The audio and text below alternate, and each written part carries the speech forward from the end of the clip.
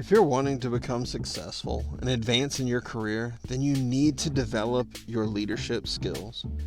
People often think of managers, supervisors, and other dedicated leader roles when discussing leadership, but leadership begins well before you reach those levels. If you haven't experienced some elements of leadership prior to applying for the manager or supervisor job, then you're likely not prepared for that role.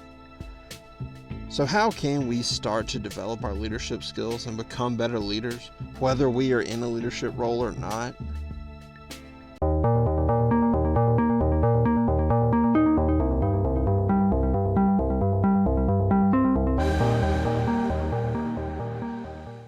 We start by looking for leadership opportunities today. Almost every job and many of our social interactions offer up opportunities for us to lead. Social interactions may be more difficult to jump into a leadership role, as personalities will play a big part. At work, anyone with the ability and the desire can step into that role. Don't get caught in the trap of waiting for a job in leadership to start working on your leadership. Practice today will make you the perfect candidate tomorrow. If you can find ways to lead the team you're a part of today, when an opportunity arises, not only will you be ready from a skill set perspective, but you'll have a team that is on board with that move. Having a team that speaks well of you is always a huge leg up when pursuing any opportunity. So how can we improve our leadership skills? Number one is to know your leadership style. One, if not the most important thing, is to know what style of leader you are or you can be. Everyone is different, and leadership isn't a one-size-fits-all type of role.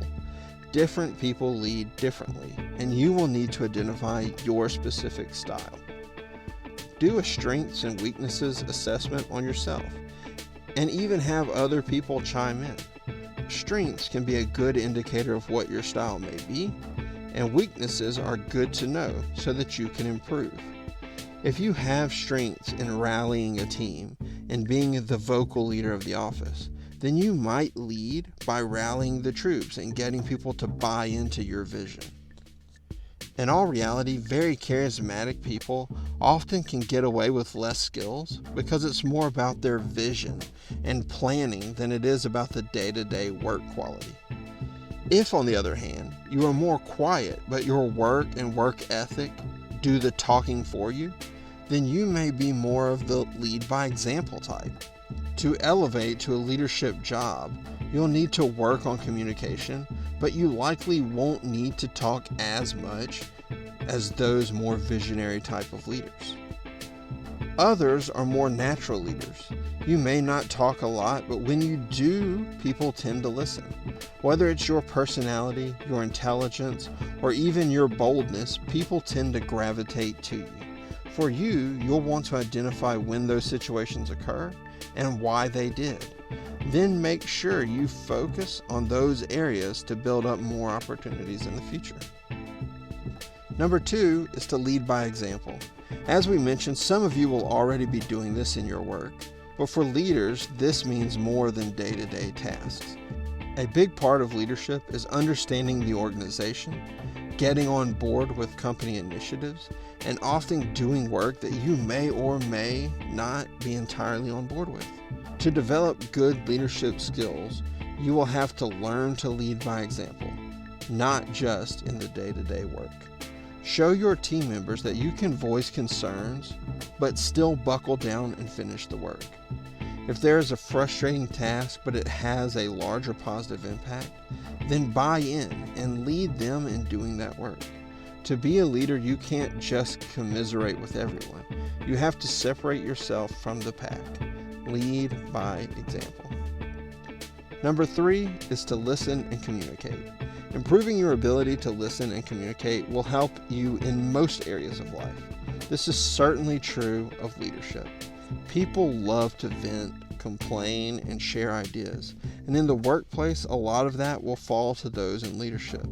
It may be that you are causing the issues, you are sharing the ideas, or they are venting and complaining to you. Regardless of the scenario, it is critical that you communicate effectively and that you listen attentively. Proper communication can be the difference in starting a mutiny or motivating a team to go above and beyond. Additionally, you'll need to learn different communication methods. Some people just want to be heard.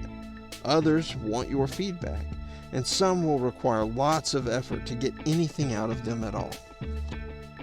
If you're going to be a successful leader, you'll not only have to listen and communicate, but you'll have to do so on an individual basis. Some of the best leaders at rallying a team do so through one-on-one meetings. They systematically talk with every employee about the project and do so in a way that reaches that specific employee. Learn to listen and communicate better, and work on learning different styles and methods that will help you deal with different types of people. Number 4 is to recognize your team. People crave recognition and appreciation, and giving that to people is the cheapest way to build up your leadership credit. Too many leaders want to get a job and prove themselves, but in doing so, they alienate themselves from the team by taking all the credit. A good leader is only successful with a good team around them. The best coach in the world can't win the Super Bowl with a team of college walk-ons. So when you do well and the team does well, let them know about it. Talk up your team to others and be a cheerleader for your people. This extends to those who aren't in leadership roles. If you work on a project and it is successful, let everyone know who helped you and how important they were. I wouldn't suggest talking up people who didn't help or overplaying what was done, but if people helped you out, then recognize them for that. If your team members know that they will be recognized for a job well done, they will be a lot more likely to do a job well. Number 5, include team members in decisions. As the leader, you will be held accountable for the decisions that you make, and because of this, you should take decisions seriously and do what you believe is going to be best. However, to the extent possible, you should include your team in the decision-making process. If people feel like they have a voice and they can impact change, they will find motivation in their jobs. This doesn't mean that you must take their opinions or do what they say, but you should at least listen. There have been many times in my career where I already knew the decision to make, but I still offered up the idea to the team around me. At the end of the day, there was only one direction to go, but I wanted them to feel included and to have their say. Ultimately, it didn't matter in the end, but it did help build up the team rapport and give everyone a good feeling. There have been times where I've said up front that I already have the direction in mind, but I want to get feedback from the team. You'd be surprised how many people who disagree with your direction will get on board simply because you've included them in some small way, even if they know their voice isn't going to change the outcome. There are countless ways to improve your leadership skills and various leadership styles, but these 5 strategies will help you improve your leadership skills. Being a leader is an important job, and if you're watching this video, I assume it's a role you'd like to take on. Start today, regardless of where you are and what job you're in, to grow your leadership skills and improve your ability to lead. When those opportunities arise, you will be ready and well seasoned to take on the roles and responsibilities of leading a team. If you enjoyed this video and you would like to see more content like this, please subscribe and hit that notification bell so you're notified of any of our upcoming videos. We'll see you guys next time.